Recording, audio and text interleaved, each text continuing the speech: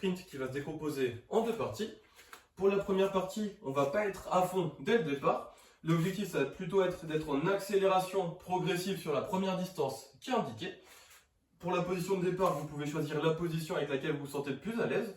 Moi, je sais que personnellement, ici, j'aime bien commencer avec une jambe devant le corps et l'autre derrière, me laisser tomber un petit peu vers l'avant pour commencer l'accélération.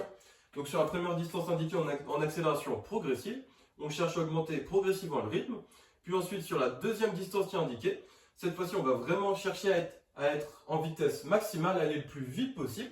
Ensuite, dès qu'on a terminé la deuxième distance indiquée, on va se laisser décélérer progressivement. Donc on ne veut pas décélérer rapidement sur quelques pas. On veut vraiment laisser le corps décélérer tranquillement en allant vers l'avant.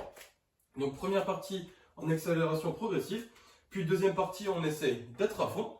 Si jamais vous n'avez pas fait de sprint depuis longtemps, pour la deuxième partie, je vous conseille de ne pas forcément être à 100% d'intensité dès le départ. Essayez plutôt de commencer vers 85-90% d'intensité dans la course, histoire de pouvoir réhabituer votre corps à un effort à haute vitesse et de limiter le risque de blessure, surtout au niveau de la hanche et au niveau des ischios. Puis si vous vous sentez bien, au fil des séances, au fil des semaines, vous pourrez progressivement augmenter la vitesse de cet effort. Donc ne cherchez pas à l'augmenter trop vite. Passez du temps au départ dans les premières séances à essayer d'être vers les 85-90% de vitesse, en essayant d'avoir des bonnes sensations, d'avoir des appuis rapides au sol et de vous sentir fluide dans la course.